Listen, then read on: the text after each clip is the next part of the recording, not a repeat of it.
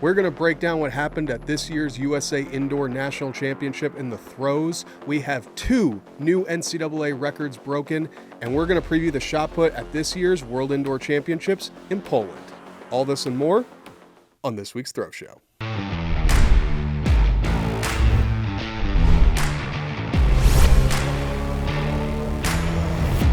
Hello, everybody, and welcome to another episode of The Throw Show, joined, as always, by Coach Sam Weeks here. I'm, of course, your host, Jason, and we're just going to get right into the throws today. We are recapping the USA National Championship in the shot put and the weight throw, and we're going to start off with some videos that I recorded at this year's National Championship as we see a new national champion for the United States in the shot put, as former D3 athlete Roger Steen goes 21 meters, 81 centimeters to claim his first national championship. Roger has been absolutely on fire this season, going over 22:07 to set the world indoor lead.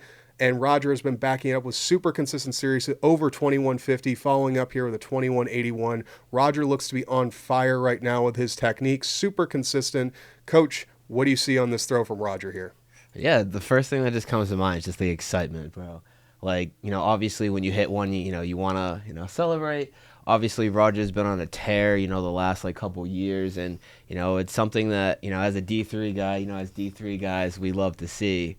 But, dude, Roger has really been making a name, the last, 2 years or so, just, kind of putting himself on the map as, one of the top, frontiers of, I don't want to say this new gen because he's been doing this for a very long time, but obviously we think of Ryan, Joe, Josh to some extent, Peyton.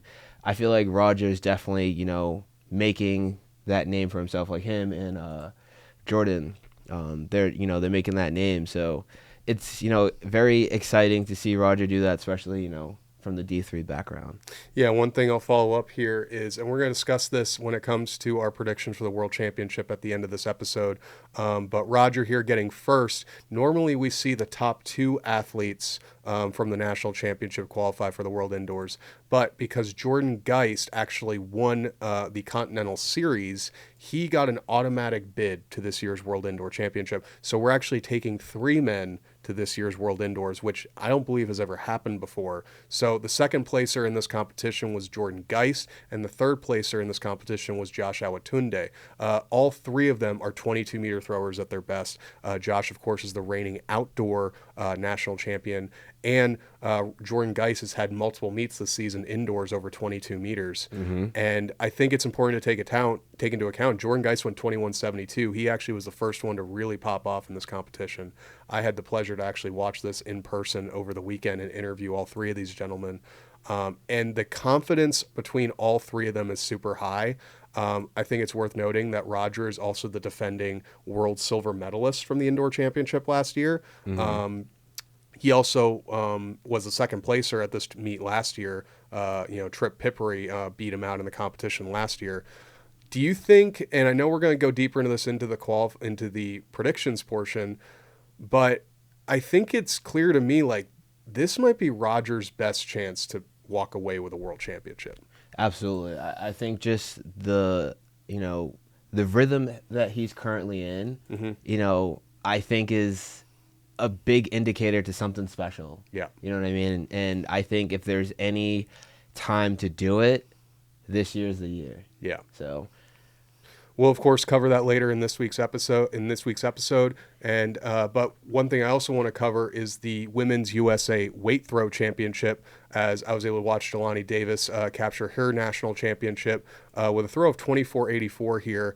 I think it is worth mentioning, for those of you that don't know that are watching, the weight throw is not contested at the World Indoors. So the USA National Championship really is kind of the standard bearer for this event in terms of world-class competitors. Mm-hmm. The problem, though, is this competition only had 4 competitors.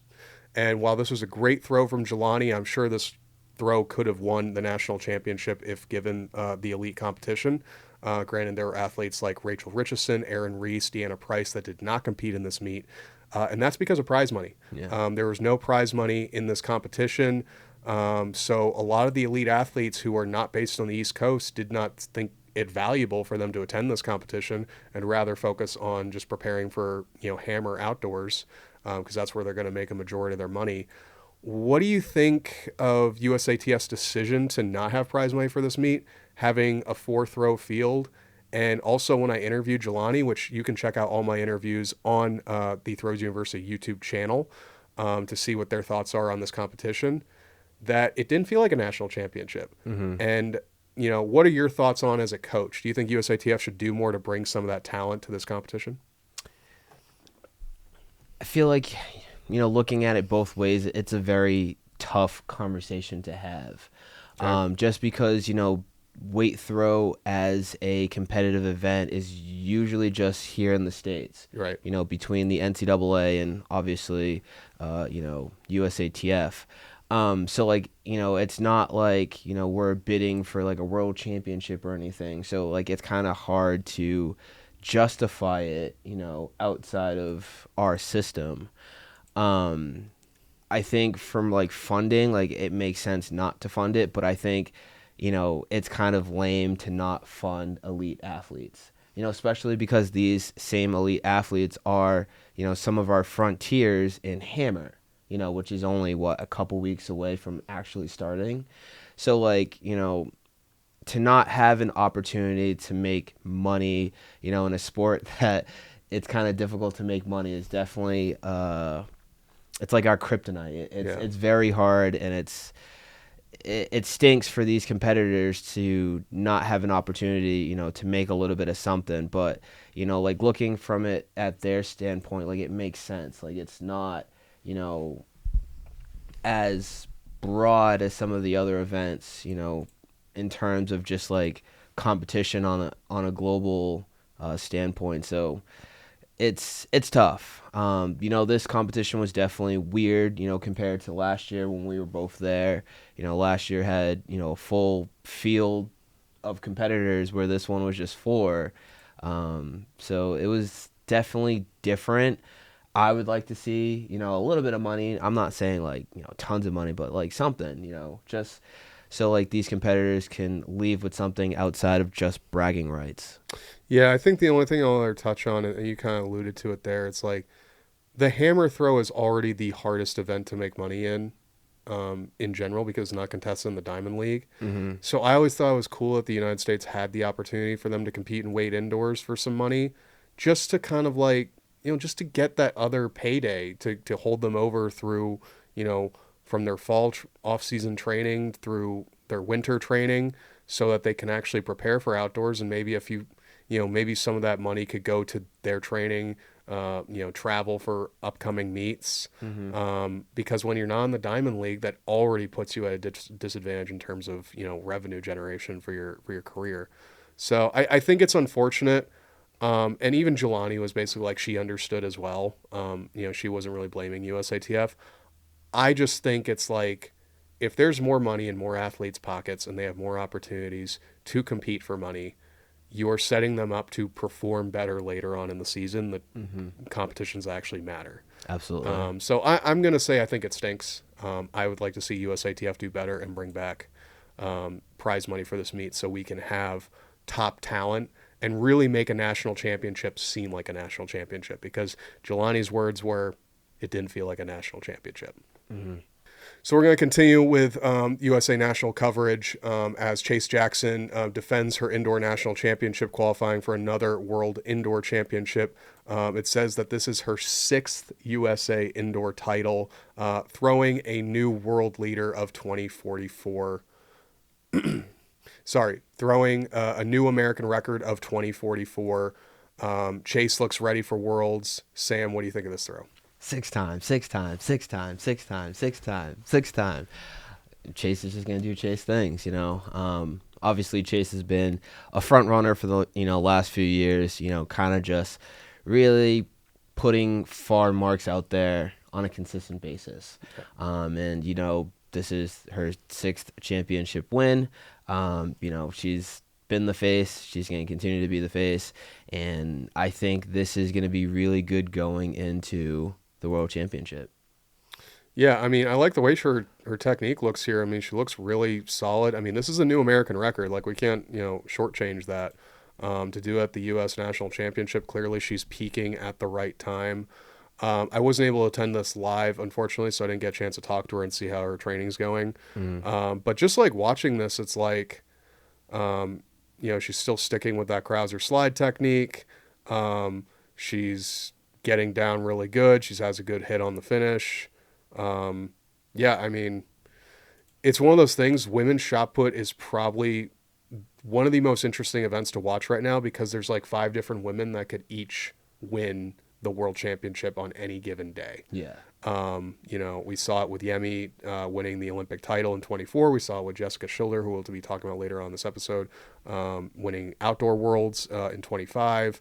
Obviously, Chase won the 23 world championship. So it's really cool to see the depth that we see internationally in women's shot put. And we'll basically cover what we think she'll do at this year's World Indoors later on in the episode.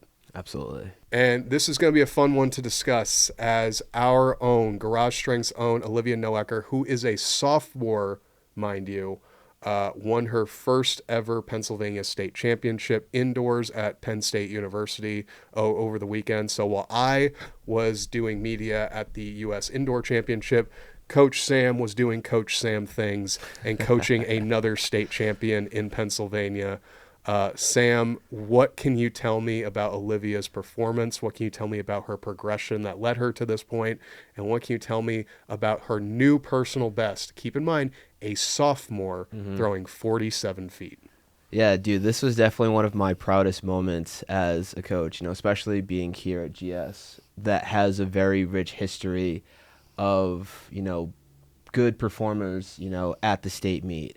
Olivia is, a homegrown athlete under my, coaching, starting last year as a freshman. Well, she actually started as an 8th grader, but like true, just like full-time throwing it started last year as a freshman, where, she started off throwing like 35 feet, and then we got her up to 40 by outdoor nationals at New Balance, which was a huge mark for her. But it was just like one of those things where it's like, now that you won your national title, like, let's really kind of push. Like, let's, create a new vision so we have something to work towards, and then really just hone on it through, the programming here at Garage Strength. And it was just one of those things where it's like, as we progress, through the off season and, the end season, the preseason, it was just like, it started to become more of a reality that we can, win a state title. We can set us up to, go to a national championship and, claim All-American honors and, do all these great things, even though she is a young competitor. It's just like one of those things where it's like, we just create that vision and we set it up and we made our vision a reality.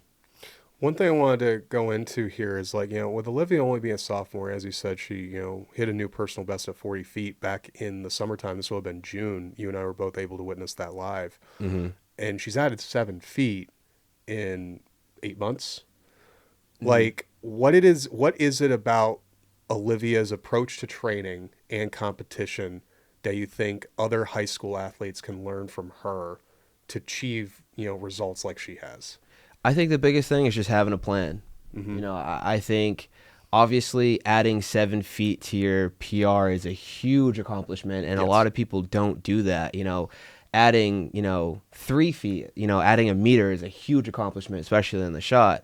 But I think it just came down to having a plan, establishing a vision, and just building from program to program, until we got to that point where we made our vision a reality. And, that's one of the things that we offer, on Throws University. Like, I have plans, written out, and we have programs that you, the audience, can have access to, if you really want to become, a great thrower like Olivia or, some of the throwers that we've had here at Garage Strength and Throws University. Like, we have a rich history, and that's something that you guys have access to.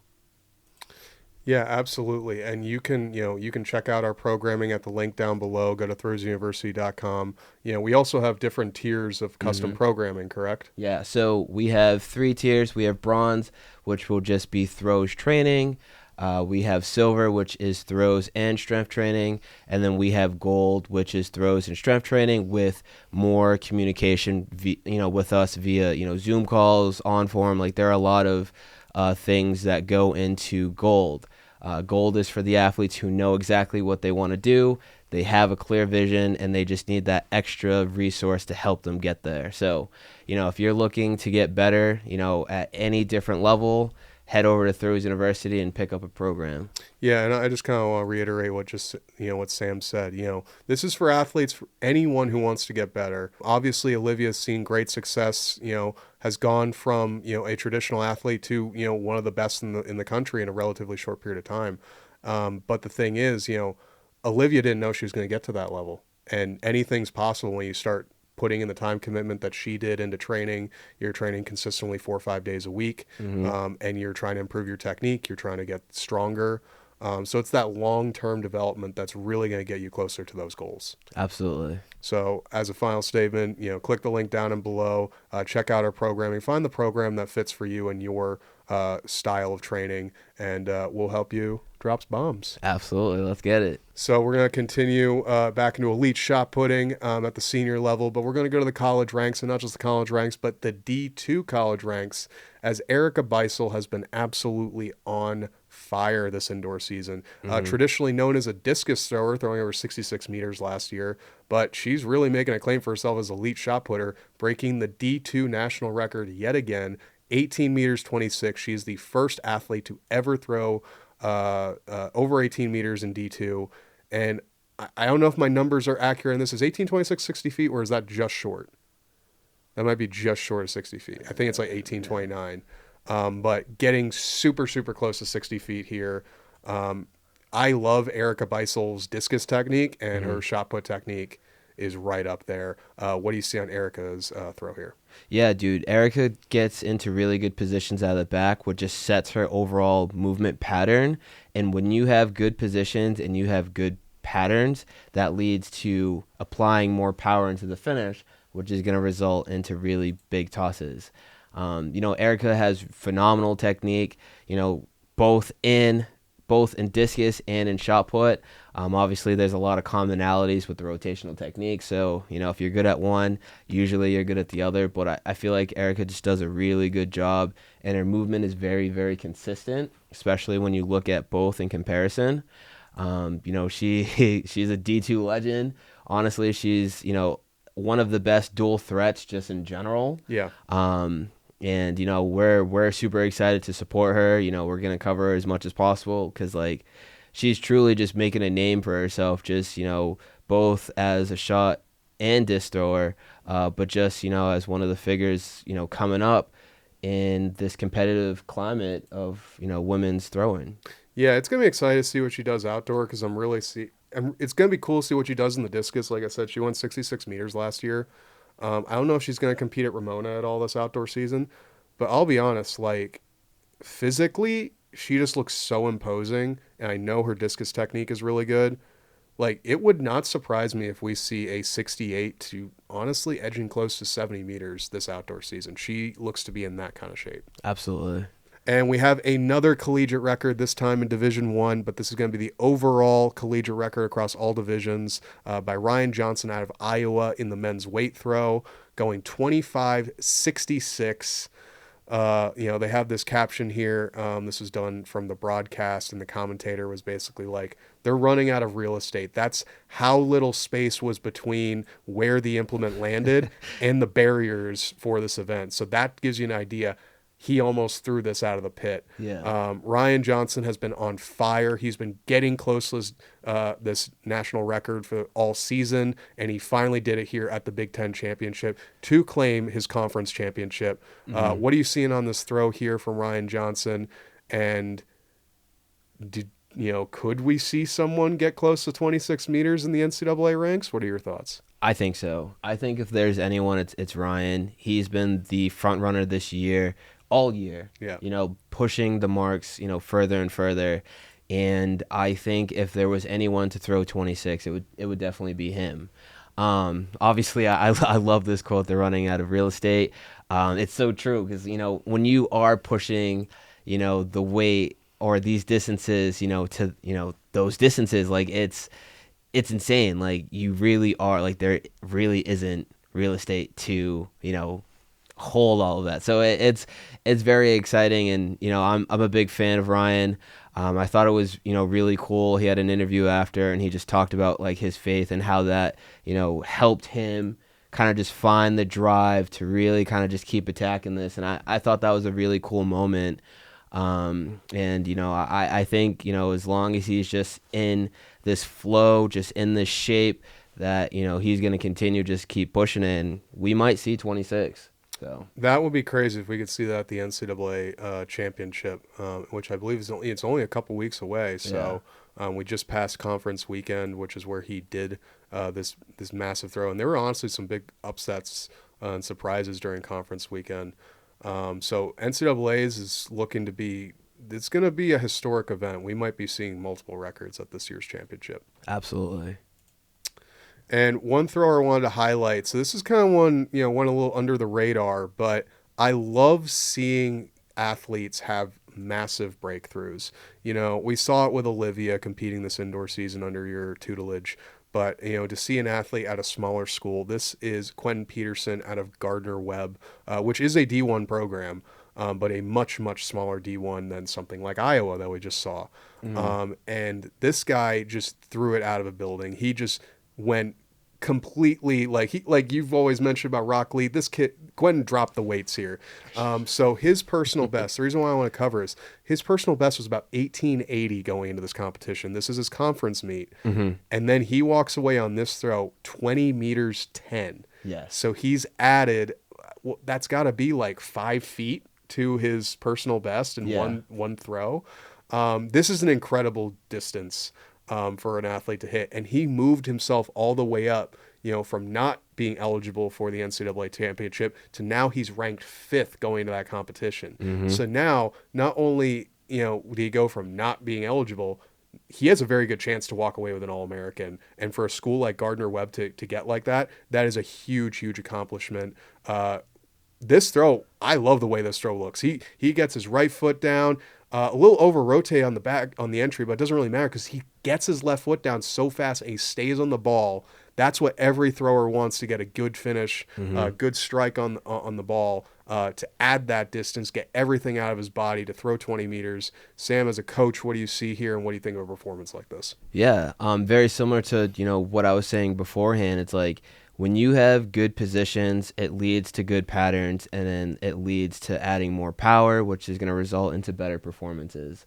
Obviously, this is what we see with Quentyn. Dude, like, his technique looks super butter. Like, it's comfortable. Like, you can tell that he's been putting in a lot of time and a lot of effort into just his overall movement, and now he's at a point where, he's going to push these marks, right? Right. I like to say, like, it only takes one, right? And clearly this was his one that punched the ticket and gave him an opportunity to compete at the NCAA championships, where, like you said, if everything just continues to flow like it is, he can walk away with an All-American status. Who knows? He might be able to, make a bid for a national champion. You never know. We've seen upsets like this before. So I think, Quentyn just keeps doing what he's doing, keep working through good positions, good patterns, and then just adding power. Who knows? The sky's the limit. The only thing I'll touch on is, like, have you seen an athlete add this much distance on their PR in the shot put from one throw? And, like, what do you think that must... I can only imagine what that must feel like. No. If on Quentyn's Instagram, there's an extended video, and it's all of them in front of the screen, and they lose their mind. Yeah, they absolutely lose it, and it's like one of those things where it's like, in shot put specifically, you don't really see that. Yeah. And for it to happen, and then obviously his community around him just popping off, going crazy, like, it's truly one of those special moments that, like, you really don't see all that often. Yeah. To this scale, at least. Well, I'm excited to see what Quentyn does in his career because he clearly has a lot of potential. So, congratulations, Quentyn. Good luck. Congrats. Absolutely. Good luck at NCAAs. And we're going to go back to the pro ranks as we talk about, I believe this is the number 2 throw in the world right now. Jessica Schilder, 1 centimeter short of what Chase has thrown at the Indoor National Championship, 2043 at this competition here. Jessica's the reigning outdoor world champion. We know what she's capable of. We talk almost every throw show about we're waiting for that next woman to break through and finally be the first 21-meter thrower since Valerie Adams. But Jessica has her own style of throwing. She really focuses on just like a massive wrap and just kind of like building as much tension in the middle to the finish as possible to get a long push and strike on the ball. What are you seeing on Jessica's throw here? And what do you think of her potential for Worlds coming up? Yeah, if just like this part right here, I just feel like she's just walking around with that swagger. Like, yeah, well, she just knows how good she is at this point. Oh, absolutely. Like, she's proven it. Like, Yeah. she doesn't have to prove it anymore. She's already proven it. But Yeah. I just love, just that swagger. Like, yeah, like I'm really like that. Yeah. I think that's probably one of the best things you could possibly have going into a major championship. Obviously, just continuing to put throws out there. Technique-wise, obviously, she does a phenomenal job out of the back. I think she does a pretty good job at the front. I think her left was a little deep into the pocket, but, when you just apply power at, her level, I don't think it matters until it's the championship. I think if she can clean that up, then, she's definitely going to push towards that 21-meter barrier and then, put herself in a position to claim another title. But I think in this instance right there, I think having that deep left didn't really matter. Yeah, I actually want to talk to you about that briefly. And first of all, I want to make a correction. My mistake. She actually does have the world lead. She actually is the farthest mark at 2049. We don't have that video available to us, but we have the 2043, so it's pretty darn close to that throw. But she is the current world leader going into the championship.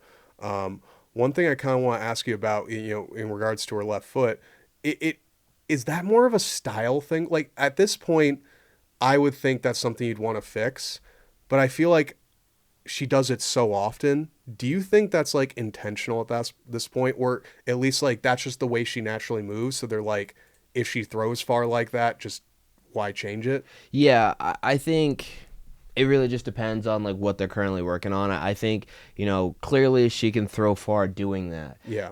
But I also think, there's probably always like a little bit of room of improvement. My first thought process is like, Dane coaching Jaime. Yeah. Obviously Jaime has a very unique technique that, is very, personal to her. Yeah. And I know Dane for a while was like, trying to make it more traditional. Make it a little more traditional, trying not to have her be blocked off. But that's just so ingrained in her movement, and she throws extremely far, where it got to a point where, you're leading to these important meets. It's like, it doesn't matter. Yeah, at the end she just needs to flow and just attack. No one's grading you on how you look when you throw. They only grade you on how far the implement goes. Yeah. So I think in Jessica's case, like maybe the left can be not as deep, but if you're going to throw, 20, 50 plus, doesn't matter. If you want a gold, doesn't matter. Mm-hmm. So, you can have that conversation. But like I said, she's walking around with that swagger. She knows, like, I'm her, and I think she's going to keep that energy going into the championship. No, I think that's really good feedback. And, it's exciting to see because, like I said, with Chase, it's like there's so many girls. There's so many women who could walk away world champion at this meet that it's like it's really going to be very close to call, which is why it's going to be fun when we get to do predictions later. Okay, so we're going to discuss this briefly. Unfortunately, we don't have video of this throw, but it's worth discussing because it will impact our predictions for the World Indoor Championship for women. And that is the reigning Olympic champion, Yemisi Ogunleye out of Germany. She set a new personal best, and I believe this is an overall personal best outdoors and indoors of 20:37. No video here to really critique the technique, but the celebration here is one to really talk about. Just like the shock. She knew she had a big throw waiting for it, and then just busts out the cartwheel. I love when throwers get to do athletic stuff like that because most people don't expect it. It reminds me of when Reese Hoffa won the World Indoors like 20 years ago and was doing cartwheels around the track after winning. What do you see on, just like what is your take as a coach seeing an athlete like this just go full, just cut loose and with excitement after a big throw? Yeah, these are the moments that we all chase for. Yeah. Hours of just hard work, preparation, just dedication to, your craft. It's like when you hit a big mark and you can finally just let loose and just let your just raw emotions kind of just out, you have moments like these. And, as a thrower, it's like, I just enjoy watching this, and then it's like I want to strive for something like this. Like this makes me, super motivated to, continue working at it so I can have a moment like this and just kind of just embrace just, the emotion of just putting everything together and, kind of just exceeding your expectation like mentally. So I think this is like I enjoy watching this. Like I have nothing but just like a smile on my face. Like I love this, and obviously hitting a huge personal best. I think she's top 5 with this mark in the world now. But it's like this is perfect leading into the championship. Like I talked about, Jessica having that swagger. Like this adds to that swagger, for Yemi, and obviously this is going to help her going into the championship. To give you an idea how tight this race is for this world title, so Jessica's number 1 at 2049, Chase is number 2 at 2044, Yemi I believe now is number 3 at 2037, and then Sarah I believe has gone 2029. Like, we're talking about 4 women that are all within 20 centimeters of each other. Yes. That's crazy. And it's like they're all in really, really, really good shape. Yes. And I'm also a Yemi stan because I just think, she's awesome, very, very cool person. I became a fan after she sang that song after the Olympics. Yeah. Well done, Yemi. And just an honest reaction like this just adds to my fandom. Absolutely. And this is going to be our final preview throw leading into our predictions for the World Indoor Championships. And what's strange about this throw is this is currently number 1 on the world ranking list for indoors. I don't necessarily think that should be the case because this was an outdoor mark, but it is the number 1 shot put throw in the world right now. And that's Leonardo Fabbri going 22.50, which is a massive mark to hit in February, indoors or out. Clearly Leo is in great form. The meet prior to this, he threw over 22 meters. This was during his training camp in South Africa with Team Italy. He then went on to back that up at the competition where we watched Jessica go 20:43. He actually, I think, threw like 21:80 to win that competition as well. So he does have legitimate indoor marks. But clearly 22:50. We have, if I were to total it up, we have himself, Roger, and Jordan, 3 guys that have all thrown 22 meters this season in 2026. I've always been a fan of Fabbri's technique. When he lines it up and he's really, really grounded to have a big finish, there's no one better. What do you think of Fabbri's throw here, and what do you think of how this leads into the World Championship? Yeah, I've had recent conversations with people talking about, the difference between indoor and outdoor.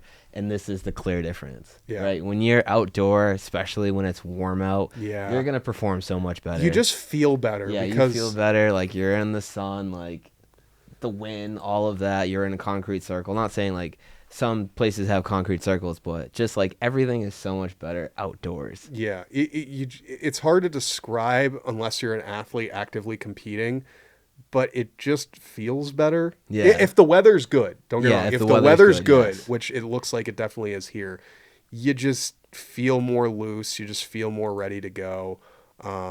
Indoors is just always sort of a weird feeling, I feel like, because you don't have natural light, and it's just different. But it'll be interesting to see, like, even though he does have such a massive lead on number 2, it being Roger, in terms of distance, it's still going to be a dogfight Oh, for yeah. this world indoor title. I think both sides it's going to be a dogfight, but obviously, Fabbri, even if it is outside, 2250 is still a far Oh, throw. that's a dummy far It's throw. dummy far throw, like you said, especially being in February. Like Yeah. that is a statement marker in itself, and obviously we know that he's going to continue being one of the top dogs, going into this championship, and who knows what's going to happen. Obviously, he performed well going over 2180, I think it was, Yeah.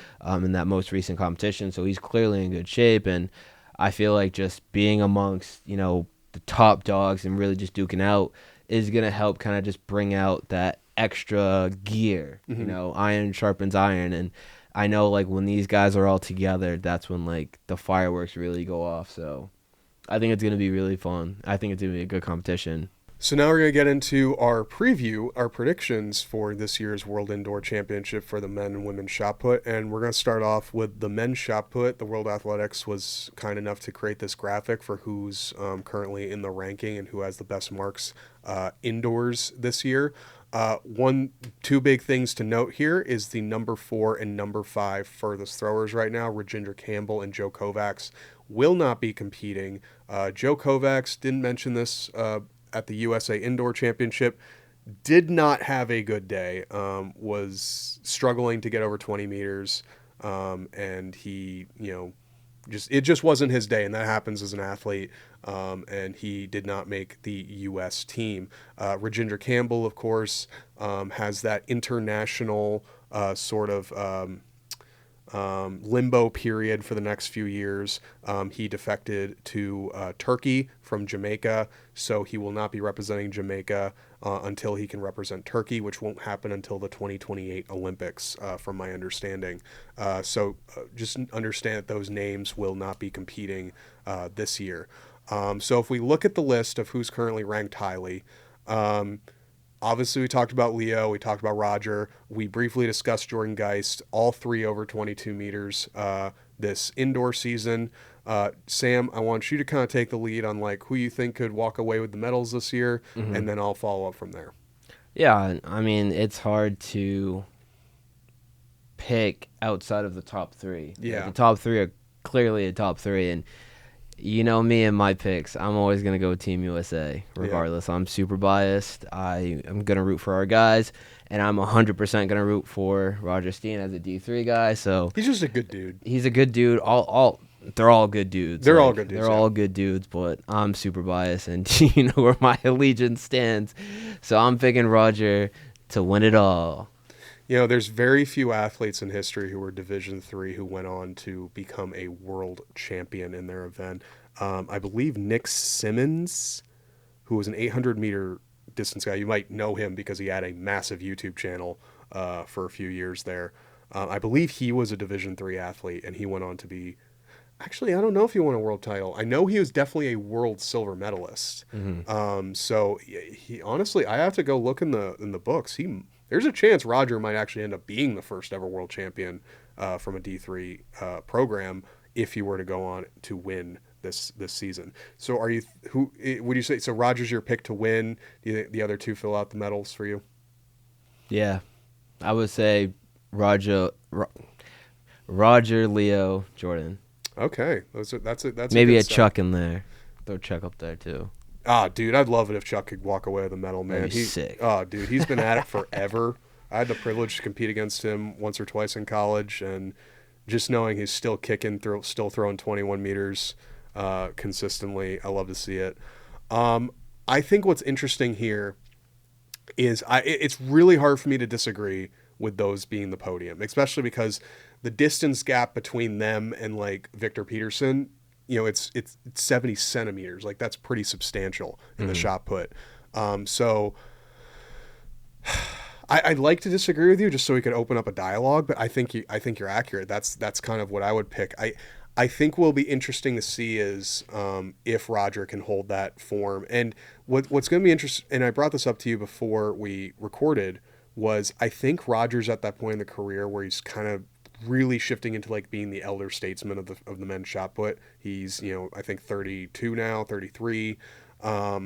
And it just seems like he's at the point in his career where he knows how to make far throws happen. And that is a dangerous, dangerous position to be in as a thrower, because when you're younger, it always feels like you're trying to chase that next big throw, but it's like you're still trying to figure out how do you actually make that happen when you want it to versus just feeling good. Yeah. And I think my criticism of Fabbri right now is, to me, he's still in that stage of his career. So he'll have these massive throws, but he's sort of underperformed at the majors the last few years. And I think that comes from he doesn't have the confidence to be able to execute those massive throws when it's needed.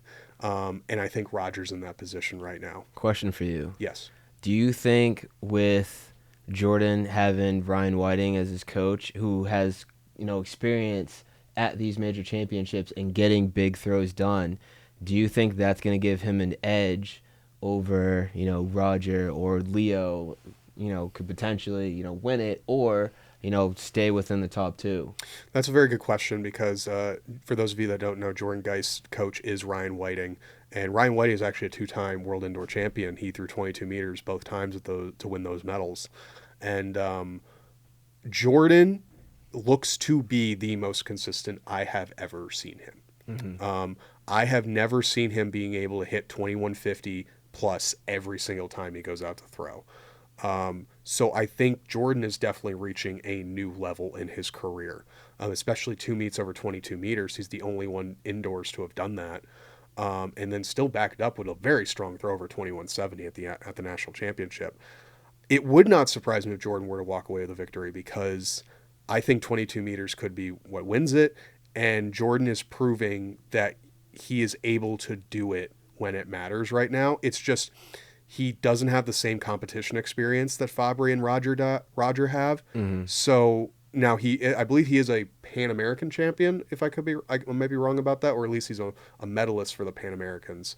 I just think, to me, it comes down to experience. And I think Roger has the most long-term experience. Fabbri might have the most championship experience, but I think Roger just has the more throws under his belt that'll carry him to a very, very strong mark.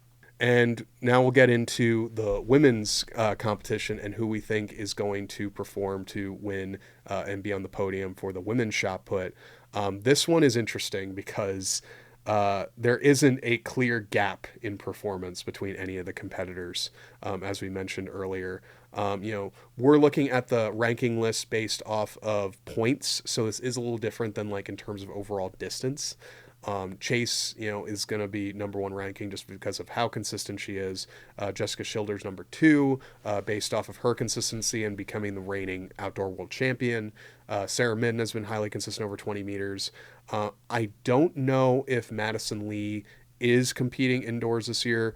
She is from New Zealand, so they mostly compete outdoors. I'm not aware if she did compete indoors, but we also have Yemi in the list. And then I don't believe that Axelina is throwing. I could be wrong.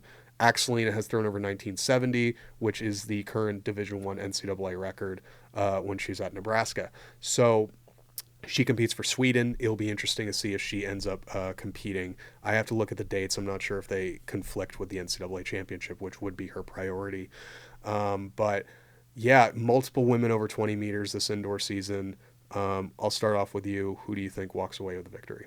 Dude, this is tough. Just looking at the top 6 at this list, obviously you have Chase, you have Jessica, you have Sarah, you have Yemi, you have Fanny Roos, who has been, pretty consistent the last couple of years. Definitely towards the back end of last year. Yeah. I'm pretty sure she did or opened or had a competition not too long ago that was pretty solid. Yeah, I think over 19. Yeah, for her. So, you never know. But I think just looking at, our top 4, between Chase, Jessica, Sarah, and Yemi, like you said, it's going to be a dogfight. Yeah. If I had to pick one, I'm going Team USA once again, and I'm picking Chase. But honestly, dude, I think that it's going to be a very competitive competition. I think if it's anything like the World Championships last year, I think that round 6 is going to be just like cinema. Yeah.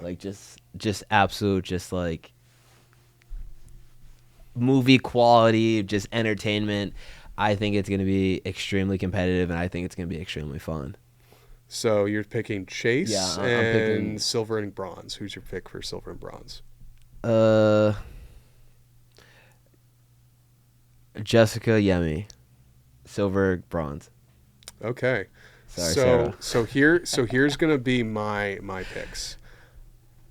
Ironically enough, I actually think I'm gonna pick Sarah because Sarah is a two-time world indoor champion. Mm. I think there's something about Sarah competing indoors that it's just her element. Mm-hmm. So I want to take history into account here. Um, Even though she doesn't have the world lead, I have a feeling that when Sarah's in that mood, she's going to perform, and she might end up throwing something like a 2050. I'd like to see something like this meet. Like this might be the meet where everyone's such at the same level that it takes one person to hit a massive result. Mm-hmm. Maybe we'll see someone get close to 21 meters. But I'm gonna pick Sarah for my potential winner. Um, I'm I'm gonna put Jessica as the silver medal because she is very, very consistent this indoor season. And I hate to say it, but I think I might put Chase down in bronze. I would love to see Yemi medal, but I think the reality of it is Yemi just hasn't been as consistent at those higher 20-meter throws like these other women have, and I think that's just a strong, a strong characteristic of why they're so good and why they're consistently on the podium. Mm-hmm. So I think that's who I'm going to probably choose: Sarah, Jessica, and Chase. That's fair.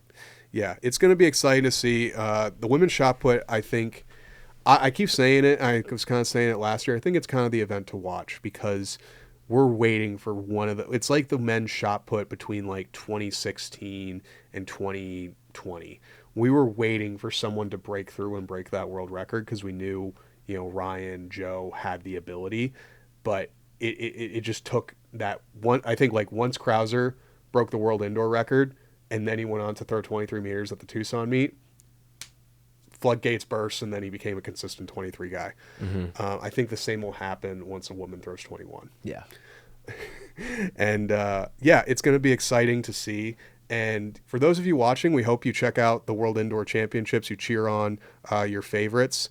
And we hope that, as a thrower, as a coach, we are valuable information for you to improve your skill set. And, we also have things that can make you that can help you become a better thrower, better coach. If you head over to throwsuniversity.com, we actually have our perfect throws season course. And for you coaches out there, you can actually use this course to kind of design the perfect training plan. It's in the name, the perfect throw season. Design a training plan that works with your in-season programming. It gives you technique tips, gives you programming, how you can implement the weight room and, specific throws training for your athletes at the high school level.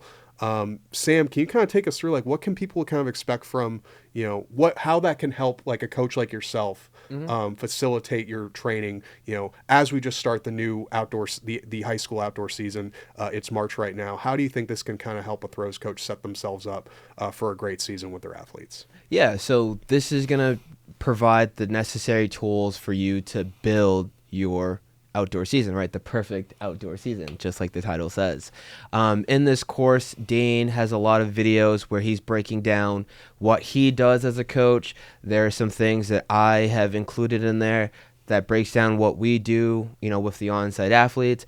And essentially, it's just laying out the tools that we use to help our athletes become successful.